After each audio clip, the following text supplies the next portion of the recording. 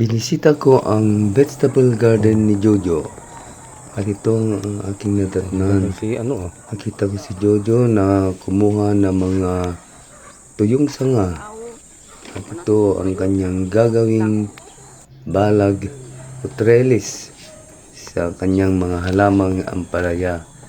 Kasi habang lumalaki ang ampalaya, ay kailangan talagang may gagapangan na sanga o anumang gawing balag. Ayan, tinutusok na niya ang mga tuyong sanga na gagawing balag sa kanyang halamang ampalaya. Ayan, sana lalaki ito at yayabong. Tinulungan ko siya kasi nahirapan na siyang kumuha ng sanga.